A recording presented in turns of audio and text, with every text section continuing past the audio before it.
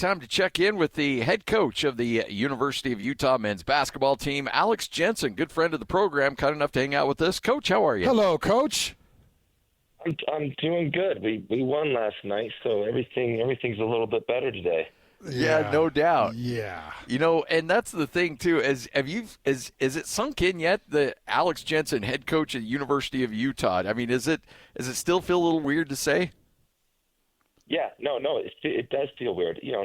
There's usually a memory or two that comes back every day I'm up here. Good and bad. I think I'm diving deep into the what the things that formed me when I was here. But no, it's great, but it is it hits me every day. I have a lot of different acquaintances and friends that were a part of those teams in the Majerus eras, and boy, it's a mixed bag, Alex. It's all over the place with how these guys feel about their time.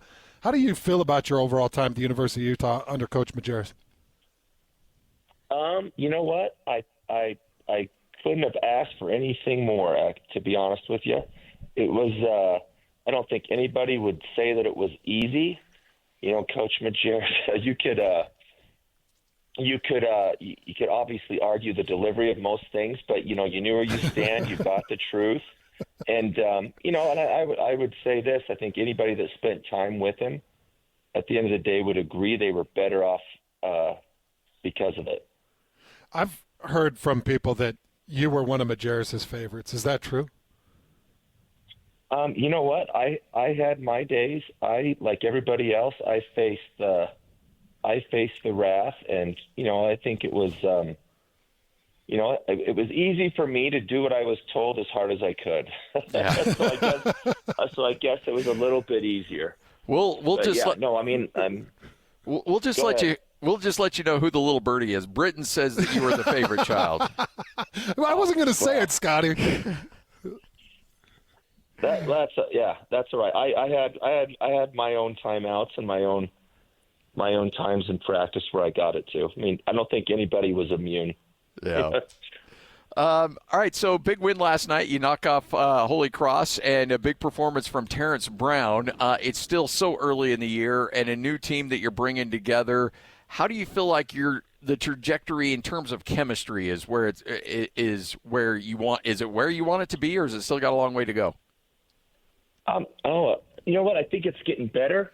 I think it has a long way to go, and it's something I expected coming in because, with a whole new staff and mostly a new roster, it's not going to happen in a month or two or even in a year. And I think, the line I use a lot of the time with me and my staff is like, we came here because we wanted to be here. We had good jobs. And so like the decisions we make aren't to win, next week or the next month, but to get better and build it and hopefully get it back to where it has been for decades, where you're good for a long time. You talk about that, building it and getting it better and getting it to where it was for decades. I looked at the fan attendance last night, and you think about how tough this season's going to be and some of the conference opponents that are going to show up. And, Coach, I keep thinking, what can we do to fill the Huntsman? Because when that place is full, you played in front of it, that place can be very, very daunting. Is it just as simple as getting back to winning, and they will come?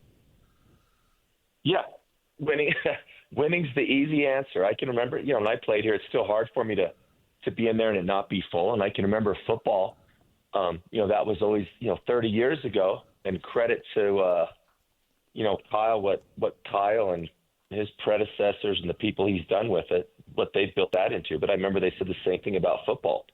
But you win, that'll fill it.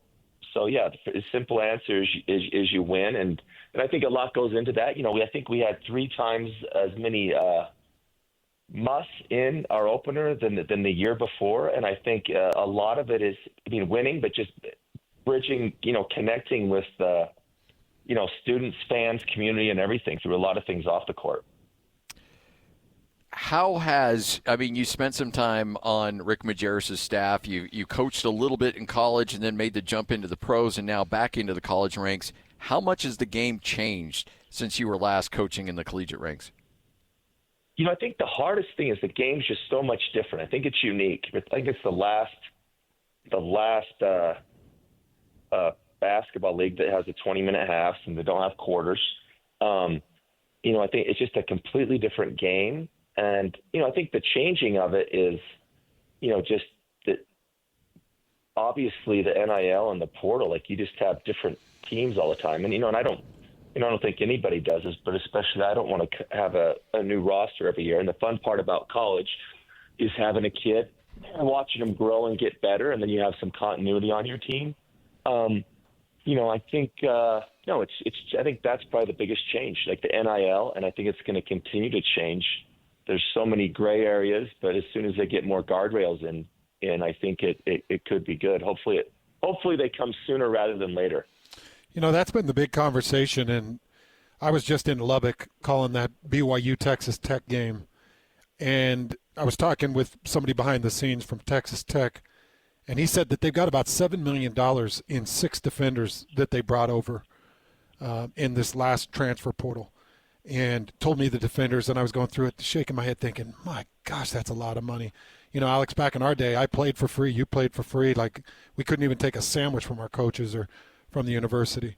And now it's just so different.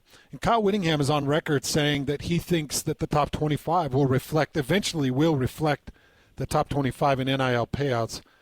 Do you feel kind of similar with that in the world of basketball? Because it feels like money would affect basketball more than it would even football, just with the amount of superstar power that you can get in the world of basketball. But do you think that that's an accurate statement? And do you think we're getting closer to evening this thing out with distributions? I think I watched, I think he got asked that again right after this last week, because I heard him say the same thing, and I think Kyle's spot on. In the top 25, there'll be some outliers, but yeah, it's going to reflect the top 25 spenders. And, going back to it, there should be some evening out. I don't think it's that difficult to do. The NCAA doesn't necessarily move as quick as, other organizations. But yeah, I think, like I said, I think that, you hear coaches all the time in basketball, football, and other sports, right now, even after the settlement, there's more questions than answers. But yeah, definitely, Texas Tech is, I think they have a couple big boosters and, BYU, for instance. But yeah, definitely the top 25 will reflect the top 25 NIL spenders. But I don't think hopefully, I wish we were closer to more of more guardrails and an even playing field than we are. But I think that it's not a terribly difficult path to get closer to it. So there's players, and in particular, you look at a guy like VJ Edgecombe, who was a really good college player and then just erupts at the NBA level, and people are always like, well, why didn't we see that in college? And it's such a different game with the lack of spacing and the ability to do things, in the collegiate game that you can do in the NBA game. Going from the NBA to the collegiate level, where that spacing collapses quite a bit, how hard is that to you to adjust your mindset as a coach, knowing the restrictions and the freedom of movement that you just don't have at the NBA level? Oh, you know what? Great question, because I'm still learning. I say a day doesn't go by because the spacing's so different. We'll watch a European game, and, in college, and I kind of like it. They don't call as many touch fouls, especially in the Big 12. It's more physical. The spacing is close to non-existent. And, speaking of Edgecombe, that's something 30 NBA teams try to do. They try to project a kid that'll translate to the NBA game. And, more times than not, you're wrong. And so, there's kind of a guessing game. There's, certain things you look for, but it's actually been kind of fun. And I think it'll be an ongoing process for me to try to figure out the spacing, because the game, I say it every day, the college game is very different than the NBA game. And, there'll be players, it's just like Europe. There'll be a player that's really good in college. His game doesn't translate to the NBA, maybe because of size or shooting or something like that. Same thing going to Europe or not. But, in Edgecombe, I haven't seen a lot of him, but I think he's probably a good example. And then there's also the big point of, getting drafted in the right team, good timing, and things of that nature. Look at Sam Merrill. You know what? Yeah. Be going to Cleveland, perfect perfect team for him at the right time, and it's worked out well for both sides. You know, Coach, I was going through your roster, and I was actually going through all of our in-state rosters, and I found it really interesting where you go everything from here at the University of Utah. I got everything from Finland to Senegal to Taipei, Washington, D.C. You go to England, Germany, Mali, and you don't see Utah on the roster. And I know you love this state. I know you love the talent in this state. Ideally, how much Utah do you want to recruit? How much Utah would you are you maybe interested in getting on your roster? And kind of help me through. Like the international recruiting is complete insanity compared to when I was in college or you were in college. Yeah, and I took the job, and I knew, I finished up in Dallas, and the portal, so the portal is kind of madness, and I do want to recruit the state, and I think any in-state school, if you look back at their success, they've done it with in-state kids. This is going in any sport, going back decades. I think it was one for me. I think learning the space, learning the players. I mean, there's new high schools that I feels like I learn of a new high school or a prep school every day. But we do have Keanu Dawes, who's a local kid, and we have Jackson Johnson and David Katoa coming back from missions. But yeah, I think definitely want to get the best players in the state. And I think just with the money, there's a lot of money for players to make and their agents and the in-between people. So I think that's had a lot to do with the explosion from Africa and Europe, because I think there's a huge explosion in Europe, kids that didn't necessarily want to come to college, but when they talk about the money that they could possibly make, it's hard to turn down. When you look at the landscape of college basketball and where it's at right now and what it's developing into, when you jump in a big way in the best basketball conference in the country, in the Big 12. Have you spent a lot of time really looking at individual teams in the Big 12, or is it just, hey, let's get through game by game and then we'll start game scouting on these guys when they pop up on the schedule? It's one thing I wish I had more time to do.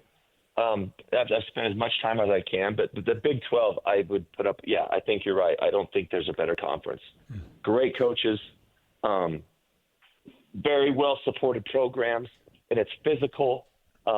Just looking what Coach Sanders has done at Houston I think it's his 13th year, starting from pretty much scratch.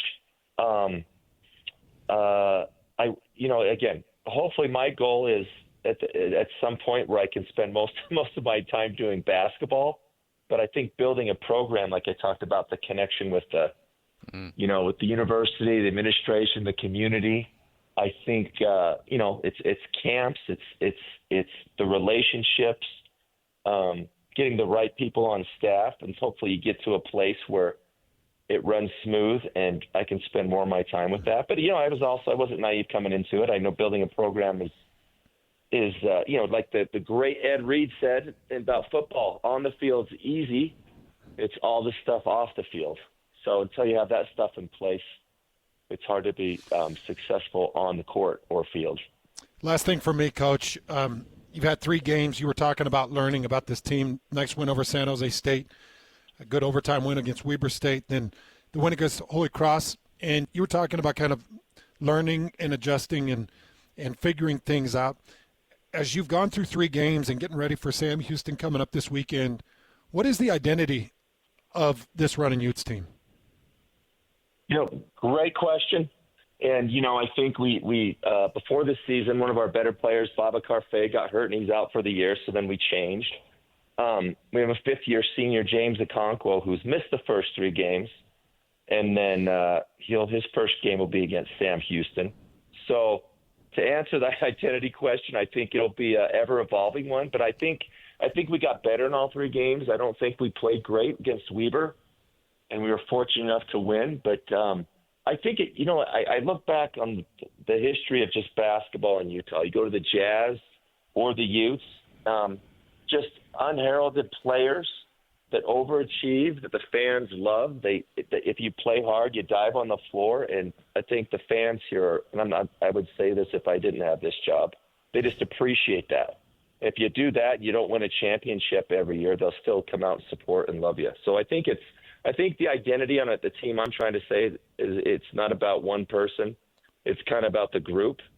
And I think, that's always a battle to get everybody to buy into that and to play like that. But just a tough team that fans in Utah have, appreciate how the effort they give and that they enjoy watching and makes them proud. Well, Alex, we appreciate it. Thanks so much for your time. Good luck. And I know you don't have as good a neighbors as you used to have back in the day, but I know. Yeah. Ask my wife. Yeah.